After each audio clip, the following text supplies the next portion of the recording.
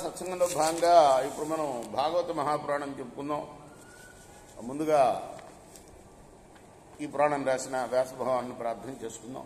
వ్యాసాయ విష్ణు రూపాయ వ్యాస రూపాయ విష్ణవే నమో వై బ్రహ్మనిధయే వాసిష్ఠాయ నమో నమః. సమర్థ సద్గురు సాయినాథ్ మహారాజ్ కీ జై. నేనటి వరకు మనం 5 స్కందాలు పూర్తి చేసి 6వ స్కందంలో 26వ స్కందాన్ని 27 భాగాలుగా చెప్పుకున్నాం. ఈ రోజున 28వ భాగం చెప్పుకుందాం. ఏ నామం జపిస్తే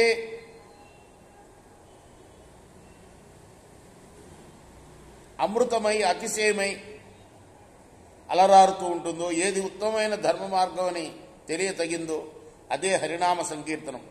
మూర్తి భవించిన భక్తి యోగమే హరినామ సంకీర్తనం. నాయనలారా, భగవంతుని పవిత్రనామ సంకీర్తన ఫలాన్ని నేడు మీరు కనులారా కన్నారు కదా. మృత్యుదేవత పాశబంధాల్లో చిక్కున్న అజామిరుడు కేవలం ఆ హరినామం ఉచ్చరించి ఎంతో నేర్పుగా బయటపడ్డాడు. మృత్యుముఖంలో ఉన్న మానవులు నరకానికి పోవుదేమో అని దిగులు చెందడం దేనికి? భగవంతుడి యొక్క నామ సంకీర్తనం పాపం అనే అడవులను కాల్చివేస్తుంది అనడానికి సందేహం లేదు. ఇప్పుడు ఈ తుంటరి, ఈ దుష్టుడు, ఈ పాపాత్ముడు, ఈ అజామిరుడు మరణం చెందుతూ కూడా భగవంతుడి పేరును నారాయణ అని ఉచ్చరించాడు. అది కూడా తన కుమారుడి యొక్క పేరు అనుకొని పిలిచాడే కానీ భగవంతుడి పేరును పిలవలేదు. అటువంటి సందర్భంలో కూడా ఆ విధంగా పిలిచిన అజామినుడే మోక్షాన్ని చూరుకున్నాడు. ఇంతకన్నా ఉదాహరణ ఏం కావాలి అని యమభటులకు యముడు చెబుతున్నాడు. బుద్ధిహీనులైన మానవులు ఈ యథార్థమైన విషయాన్ని తమ మనసులో కొంచెం కూడా ఆలోచించి తెలుసుకోలేరు. దాటశక్యంగాని మహామాయలో చిక్కుకొని తమ తెలివిని కోల్పోతున్నారు, మందబుద్ధులవుతున్నారు. జ్ఞానవంతులు ఏకాంతంగా భగవంతుని అనన్యమైన భావంతో తమ మనసులో నిలుపుకొని యోగ సాధనతో పరమ భాగవతులై పొందుతూ ఉన్నారు.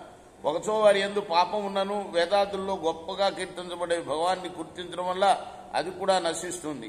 ఓ దూతలారా, అటువంటి వారిని తీసుకుని రావద్దు. వారు నేను వేసే శిక్షకు పాత్రులు గారు. వారిని దండించడం సరికాదు. ఆ పని మా వల్ల కాదు. అటువంటి భక్తులను గుర్తించినతో పాపాలు మాయమైపోతాయి. అది కాక విష్ణుదేవుని చక్రం విశేషంగా వారిని రక్షించుతూ ఉంటుంది. దేవుని సేవించు పెద్దలు తప్పక మోక్షాన్ని పొందుతారు. రేపు మనం 29వ భాగం చెప్పుకుందాం. కృష్ణార్పణమస్తు. సాయి కృష్ణార్పణమస్తు.